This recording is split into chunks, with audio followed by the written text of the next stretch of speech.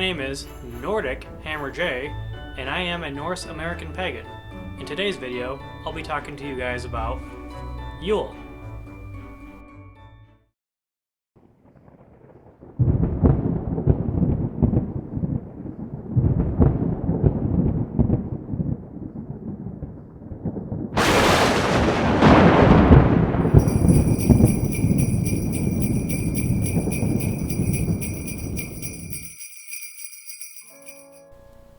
Okay, so before I start, I just want to state the obvious and say that this is how I celebrate my Yule. Because, like any other holiday, depending on who you talk to, Yule can be celebrated very differently. I know that there are some Wiccan cultures out there that celebrate a type of Yule that's very similar, but also very different.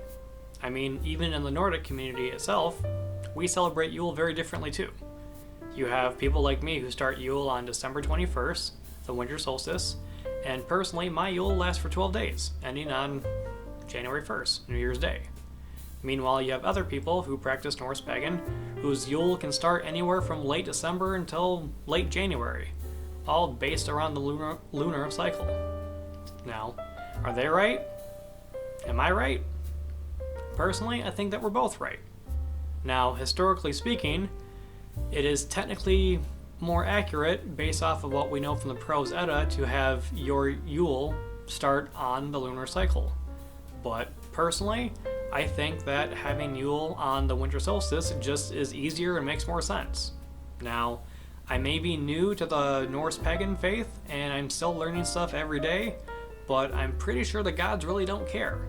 I mean, I can't really speak for them, but I'm pretty sure the fact that you're just celebrating Yule in any way, shape, or form, and acknowledging them in any way, shape, or form, or giving them food and drink, or making an altar for them, is pretty much all they really care about, and all they really want to be satisfied.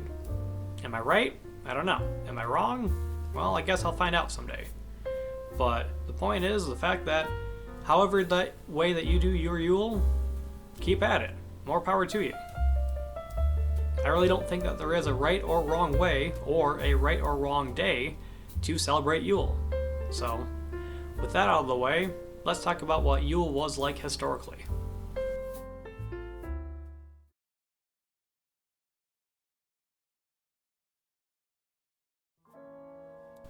Okay, so again, I am not an expert by any means, but my understanding of Yule is that it was a time for, simply put, feasting and celebration. Yule was a time of year where Odin, or known as Yulnir, which means the Yule Father during this time of year, would go on the Great Wild Hunt. And as a tribute, farmers back then would offer an animal sacrifice to Odin. Now, apparently back then, horse was like top tier for animal sacrifices, but if you didn't have a horse, any form of livestock would do just fine. After the animal was sacrificed, the meat of that animal would then be cut up and cooked, and then would become part of the Yule feast.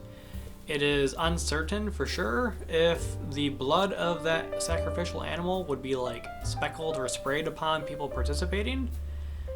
We don't really know. It might just be like a he said, she said situation. But either way, the rest of your Yule would be full of lots of food and lots of drink. During your Yule, while you're feasting and celebrating, you would also be giving acknowledgement and offerings to your gods. Gods like Odin, Thor, Njord, Freya, and Uller, for example. It was believed that giving gifts to the gods would kind of give you a safe and prosperous year in return. It was believed that during Yule, the gods would be closest to us here in Midgard, so they really wanted to try to strengthen and solidify that connection we had between humanity and the gods. During these festivities, you would have a Yule tree which would be decorated and then proceed to be burned for about 12 days. Not only was this Yule tree was used for warmth during these cold winter nights, but it was also more symbolic than that. At the end of the tree's burning, they would take out a piece of that coal and place that coal, once it was cold to touch, obviously, they would take out a piece of coal and put it underneath their bed as a symbol for like a promise or like a token of what everything that Yule stood for. That chunk of coal would lay resting underneath your bed until the next Yule, which then, when that next Yule's tree would then need to be burned, you would use that coal to start the fire to burn next year's Yule tree. It's a very end of one, the birth of another kind of situation. Also, during Yule, another god that they really focused on was the god Sol, which was the sun. For lack of better words, the sun. And they would honor and look forward to Sol returning back to these cold winter nights. So, for a very brief and summed up history, that's pretty much what Yule was.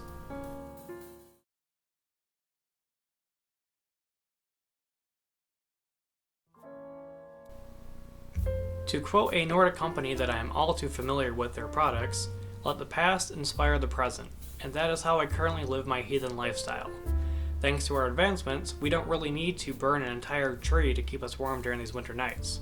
So I do still decorate a Yule tree, but I don't burn an entire Yule tree. Instead, I burn a Yule log.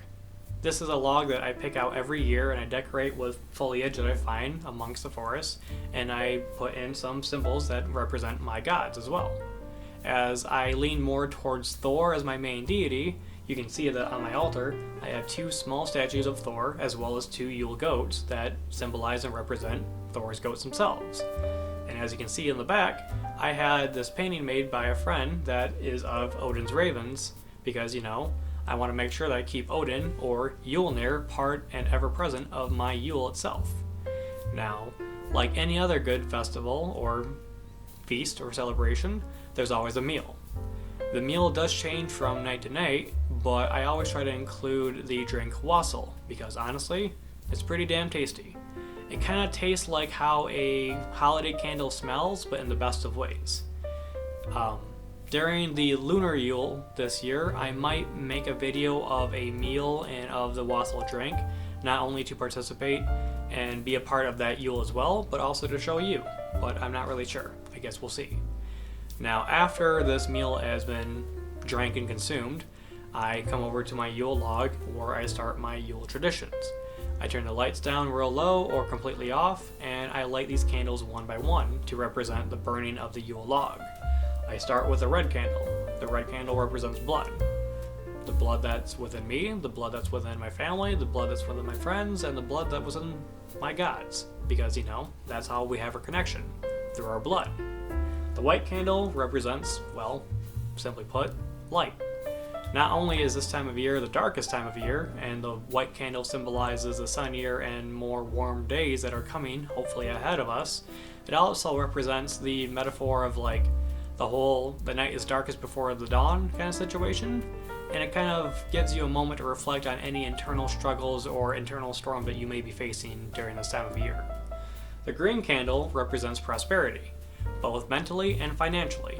During this candle, when it is lit, it kind of gives you a moment to try to think of how you can better yourselves and become financially and mentally and emotionally better throughout the next coming year.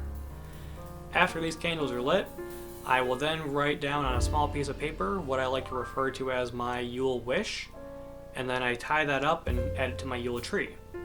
After I write down my Yule wish, or if anyone else who is participating with me that night, after we're done writing and tying our Yule wish to our tree, we raise a glass of mead or wassail or any kind of drink that you wish to consume, and we say, Skål!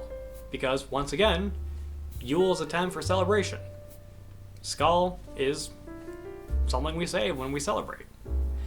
We take our drink, we sit down, and then I slowly blow out the candles, in reverse order as I lit them, to represent their significance. I start out with the green because you can survive without being rich. I blow out the white one because you can survive without really knowing that there's going to be a light at the end of your darkest night. And then I blow out the red candle because you can't live without your blood, without your family's blood, without your God's blood.